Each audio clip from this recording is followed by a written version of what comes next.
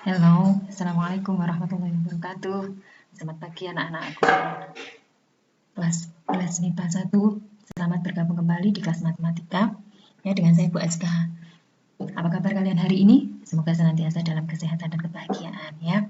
Nah, bab kemarin kita sudah membahas tentang menggambar grafik sistem ketidaksamaan linear. Masih bab yang sama yaitu program linear. Nah, hari ini kita akan membahas subbab program linear dan model matematika. Kita pelajari definisinya dulu. Definisi dari program linear adalah suatu program untuk menyelesaikan permasalahan yang batasan-batasannya berbentuk perbedaan linear. Sedangkan model matematika adalah suatu bentuk interpretasi manusia dalam menerjemahkan atau merumuskan persoalan-persoalan yang ada ke bentuk matematika sehingga persoalan itu dapat diselesaikan secara matematis. Jadi intinya adalah model matematika itu merubah soal-soal cerita atau soal-soal yang berhubungan dengan kehidupan sehari-hari ke dalam bentuk matematika agar bisa diselesaikan secara matematisnya. Kemudian secara umum program linear terdiri dari dua bagian, itu fungsi kendala dan fungsi objektif. Nah, fungsi kendala adalah batasan-batasan yang harus dipenuhi, sedangkan fungsi objektif adalah fungsi yang nilainya akan dimaksimumkan atau diminimumkan dan dinamakan fungsi yang akan dioptimumkan. Jadi optimum itu nanti bisa maksimum, bisa minimum, tergantung masalahnya. Contoh 1, ya, mari kita pelajari contoh 1. Seorang pengusaha mebel mempunyai modal 16 juta rupiah dan 360 lembar papan kayu untuk membuat lemari dan meja. Bahan yang diperlukan untuk membuat sebuah lemari dan sebuah meja masing-masing 20 lembar papan dan 8 lembar papan. Berarti lemarinya 20 lembar, mejanya 8 lembar. Ongkos yang dikeluarkan untuk membuat sebuah lemari dan sebuah meja masing-masing 800.000 dan 400.000 rupiah. Sedangkan keuntungan bersih untuk setiap lemari dan meja yang terjual, jadi satu lemari dan satu meja masing-masing itu 175.000. Ini keuntungannya ya, bukan harganya. Nah, dan 80.000. Jadi keuntungan membuat lemari itu 175.000 per lemari dan keuntungan membuat meja itu 80.000 per satu meja. Sampai sini paham dulu ya. Nah, jadi kalau ada soal seperti ini, baca lengkap dari awal sampai akhir terlebih dahulu. Baru kemudian langkah selanjutnya kalian membuat model matematika. Ya, yang dibahas apa ini? Berarti nanti keuntungannya. Keuntungan. Buat model matematika untuk masalah tersebut jika keuntungan yang diharapkan adalah sebesar-besarnya. Jadi kalau sebesar-besarnya nanti optimumnya ikutnya maksimum karena sebesar-besarnya. Tapi kalau sekecil-kecilnya nanti optimumnya ikutnya minimum. Nah, mari kita bahas bersama penyelesaian dari contoh permasalahan 1 ya. Nah, kita misalkan dulu apa yang akan dibuat oleh pengusaha mebel tersebut, yaitu dia akan membuat lemari dan akan membuat meja. X-nya sama dengan banyaknya lemari yang dapat dibuat, sedangkan Z-nya adalah banyaknya meja yang dapat dibuat. Nah, setelah kita misalkan X-nya, kita buat tabel untuk mengelompokkan masalah-masalah tersebut ya. Yang pertama yaitu kita buat kolomnya lemari dan meja yang akan dibuat, berarti lemarinya X, mejanya Z. Kemudian ada ditambahi di sini adalah kolom persediaan. Nah, jadi X, Z sama persediaan. Nah, untuk membuat lemari kita buat kolom barisnya. Kita buat barisnya. Untuk membuat lemari kita perlu apa saja sih dan mejanya itu? Nah, yang kita perlukan adalah biaya dulu. Kemudian apalagi? Bahan atau papannya. Kemudian apalagi keterangan di situ adalah keuntungan untuk setiap penjualan lemari dan meja. Nah, biayanya setiap lemari itu berapa? 800.000. Meja itu berapa? 400.000. Sedangkan uang yang dipunyai atau modal yang dipunyai pengusaha adalah 16 juta. Boleh tidak lebih dari 16 juta misalkan nanti buatnya? Ya, tidak boleh karena dia punyanya itu.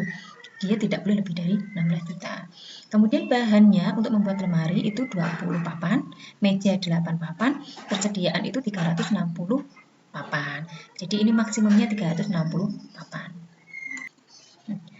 Kemudian dari tabel tersebut di atas kita bisa membuat fungsi kendala ya. Dari masalah ini yang sudah dirangkum dalam tabel ini kita dapat membuat fungsi kendala. Yang pertama kita dari biaya dulu. Biaya berarti berapa? 800.000 X ditambah 400.000 Y kurang dari sama dengan 16 juta. Boleh tidak lebih dari 16 juta? Tidak boleh. Kenapa tidak boleh? Karena modal yang dia punyai adalah 16 juta. Kalau kita lebih dari 16 juta, nanti si pengusahanya hutang ya. Jadi maksimumnya adalah 16 juta. Kemudian dari bahannya yaitu 20X ditambah 8Z itu kurang dari sama dengan 360.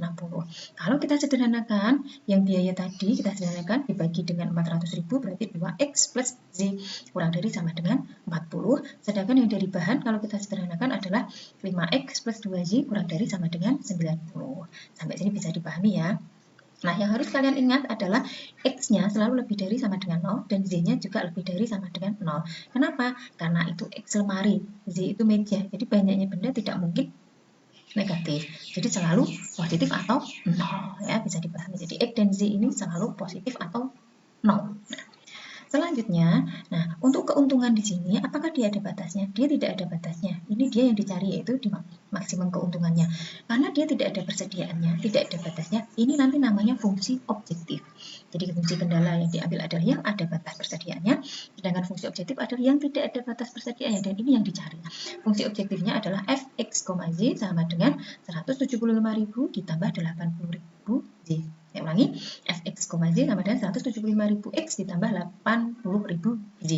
Nah, khusus untuk fungsi objektif ini tidak boleh disederhanakan. Nah, ya, jadi nanti dibagi coret nolnya 3 tidak boleh ya. Harus biarkan saja seperti itu. Sedangkan fungsi kendala boleh kamu sederhanakan menjadi bentuk yang paling sederhana.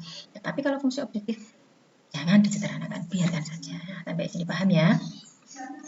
Saya lanjutkan, selanjutnya adalah menentukan nilai optimum suatu fungsi objektif. Nah, langkah-langkah menentukan nilai optimum yang pertama adalah merubah soal cerita ke dalam model matematika. Rubah dulu soalnya ke model matematika. Kemudian langkah yang kedua adalah menggambar grafik. Nah, dari model matematika tadi kita menemukan sistem pertidaksamaan linear, maka kita harus menggambarnya. Ya. Menggambarnya, kemudian menentukan titik pojok dari daerah penyelesaian. Kita tentukan titik pojoknya. Yang terakhir adalah uji titik pojok dalam fungsi objektif untuk menentukan nilai optimum. Mari kita bersama-sama menentukan, yaitu contoh 2 ya. Contoh 2 itu sama dengan contoh 1 ya. Hanya contoh 1 perintahnya dibuat model matematika, sedangkan contoh yang kedua perintahnya adalah tentukan besar keuntungan maksimumnya. Jadi contoh 1 hanya model matematika, contoh 2-nya adalah diselesaikan, tentukan besarnya keuntungan maksimum yang dapat diperoleh. Nah, kita ikuti langkah-langkah penyelesaiannya ini ya. Yang pertama, merubah soal cerita ke dalam model matematika. Apakah sudah dilakukan? Sudah, yaitu di mana? Di contoh 1. Ini adalah model matematikanya, fungsi kendala dan fungsi objektif. Jadi, langkah yang pertama, merubah soal cerita ke dalam model matematika sudah ada di pembahasan contoh 1. Diperoleh fungsi kendalanya adalah 2x plus z kurang dari sama dengan 40 dan 5x plus 2z kurang dari sama dengan 90. Jangan lupa x lebih dari sama dengan 0 dan z lebih dari sama dengan 0. Sedangkan fungsi objektifnya sama dengan fx, z sama dengan 175.000 x plus 80.000 Z.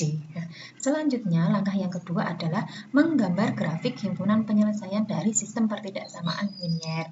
Nah, kamu ingat kembali pembelajaran sebelumnya, yaitu apa? Menggambar grafik himpunan penyelesaian.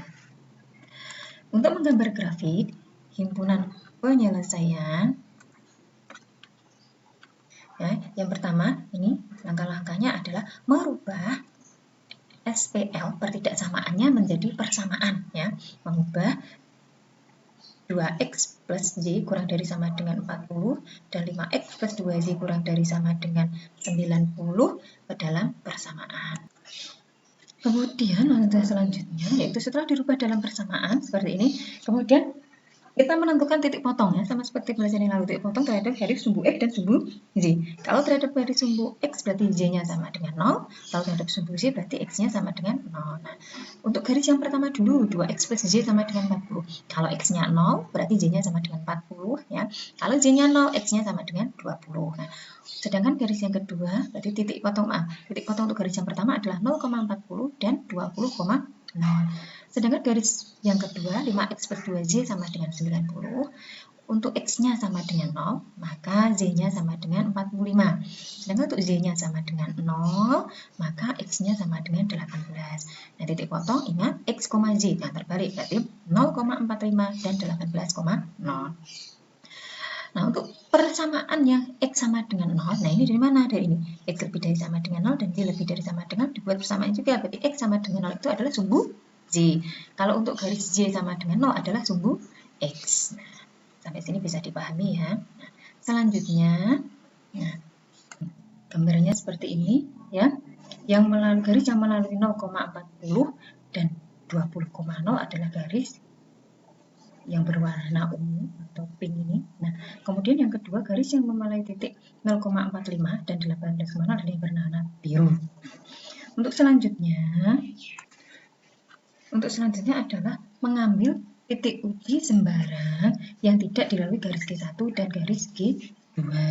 Kemudian substitusi titik uji tersebut ke dalam G1 dan G2. Perhatikan. Nah, apakah 0,0 di sini dilalui kedua garis? Ya, 0,0 di sini tidak dilalui oleh kedua garis. Berarti 0,0 ini di luar kedua garis. Boleh disubstitusikan. Nah, saya ambil 0,0 ini ya. Kemudian saya substitusikan ke pertidaksamaannya. Nah, substitusi titik O 0,0 pada pertidaksamaan 2x plus y kurang dari sama dengan 40. Nah, 2x plus y-nya ya diganti dengan x-nya sama dengan 0 dan y sama dengan 0. X-nya diganti 0 dan y-nya diganti 0 diperoleh berarti 0 tambah 0 adalah 0. 0 kurang dari sama dengan 40. Berarti dia pernyataan yang bernilai benar. Nah, ingat selalu ikuti jalan-jalan yang benar ya. Kemudian berarti HP-nya nanti adalah daerah arsirannya yang memuat titik 0,0 atau melalui 0,0. Yang selanjutnya, substitusi titik O 0,0 pada pertidaksamaannya 5x plus 2y kurang dari sama dengan 90. X-nya diganti 0, y-nya sama dengan 0.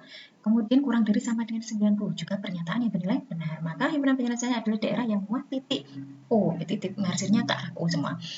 Selanjutnya, jika X-nya lebih dari sama dengan 0, maka himpunan penyelesaiannya adalah daerah di sebelah kanan sumbu Y.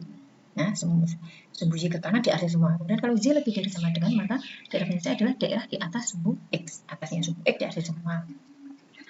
Sehingga diperoleh gambar seperti ini. Yang sudah diarsir ya. Nah, berarti yang pertama itu arsirannya ungu, ya, yang kedua itu arsirannya biru. Nah, daerah penyelesaian adalah daerah yang dilalui semua arsiran, jadi arsiran biru dan ungu. Kemudian yang tadinya, nah ini DP-nya adalah AOBC. Kelihatan inilah DP. Nah, kemudian dari AOBC ini kamu cari titik pojoknya. Ada berapa titik pojok? Hanya konsentrasi di daerah penyelesaiannya. Ada berapa? Ada 1 A, kemudian yang kedua O, yang ketiga B, yang ketiga C, keempat C. Ini AOBC. Nah, titik potong AOBC ini kamu cari koordinatnya. A sendiri berapa? A sendiri berarti kalau di sini tadi berapa? 0,40 karena di sumbu Y. O sendiri berapa? O adalah 0,0. Titik B itu koordinatnya berapa? 20, ya maaf bukan 20, 18,0. Sedangkan C ini adalah titik potong kedua garis. Nah, apakah boleh dikira-kira? Ya, walaupun kalau secara menggambarnya benar, itu kita bisa tahu, oh ini berarti titik C-nya adalah 10,20. Tetapi tidak boleh dikira-kira. Kita harus menentukan dengan eliminasi ya. Nah, untuk menentukan titik C, kita menggunakan eliminasi garis 1 dan garis 2 ya. Masih ingat eliminasi ya. G1-nya berarti 2x plus 2y sama dengan 40. Yang keduanya 5x plus 2y sama dengan 90. Jadi saya di sini menghilangkan z-nya, maka yang atas saya kalikan 2, yang bawah saya kalikan 1. 4x plus 2z sama dengan 80, yang bawahnya 5x plus 2z sama dengan 90. Z-nya dikurangi ya, z dikurangi z habis 4 dikurangi 5 negatif 1, 80 dikurangi 90 adalah negatif 10. Sehingga diperoleh X-nya berapa? X-nya sama dengan 10. Paham ya? Setelah kita ketemu X-nya sama dengan 10, kemudian kita substitusikan ke salah satunya. Nah, eliminasi, ingat ya, sekarang substitusi. Kita eliminasi ke salah satunya, 2X plus Y sama 20 ditambah Y sama dengan 40, ditambah Z-nya sama dengan 20. Sehingga diperoleh dengan cara eliminasi, titik C-nya adalah 10,20. Jadi, keempat titik pojoknya adalah A 0,40, O 0,0, B 18,0 dan C 10,20. Semoga bisa dipahami sampai sini ya. Nah, langkah yang terakhir, ini sudah mau selesai langkahnya ya. Nah, langkah yang keempat adalah menguji titik pojok tadi ya ke dalam fungsi objektif. Artinya semua titik pojok A, O, B, C tadi kamu substitusikan ke fungsi objektifnya. Nah, titik pojoknya ada berapa? 1, 2, 3, 4 tadi ya. Nah, A-nya kamu masukkan ke fungsi objektifnya. Ini dari mana? Dari model matematika yang kamu peroleh tadi. Nah, ini dari langkah pertama tadi, model matematikanya fungsi objektifnya. Nah, kemudian yang pertama, kalau titiknya 0,40, X-nya kita ganti 0, Z-nya kita ganti 40, ternyata ini 0 ya, ditambah 80.000 kali 40 hasilnya 3.200.000.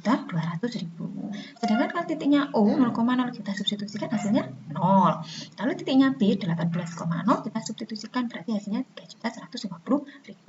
Sedangkan titik C kalau kita substitusikan 1.775.000 dikali 10 ditambah 80.000 kali 20. Hasilnya berapa? Hasilnya adalah 3.350.000. Oh, diperoleh kesimpulan ternyata keuntungannya maksimumnya ternyata di sini ya, dari 3.200.000, 0, 3.150 dan 3.350 paling banyak ke ini. Berarti karena mintanya maksimum tadi soalnya, berarti kita cari yang terbanyak.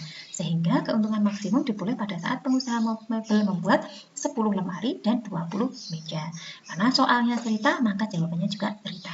Dan keuntungan maksimumnya berapa? 3.350.000 rupiah ya. Nah, sekarang seperti ini. Kalau misalkan kalian les atau bimbel, kemudian dikasih clue ya, pokoknya jawabannya adalah selalu di titik potongnya. Salah ya, tentu. Jadi jangan tergesa dengan cara cepat itu, tidak boleh. Jadi harus kamu cek satu-satu titik pojoknya ya. Karena itu bisa benar ya. Clue itu bisa benar, bisa bahwa ini akan selalu jadi akan menjadi titik optimumnya, tetapi juga tidak selalu benar. Jadi harus dengan dicek titik pojoknya, cari yang mana maksimum dan mana minimum sesuai permintaan soalnya ya. Demikian pembelajaran hari ini, semoga kalian bisa memahami dengan sebaik-baiknya, bermanfaat untuk kita semua ya. Selamat belajar. Assalamualaikum warahmatullahi wabarakatuh.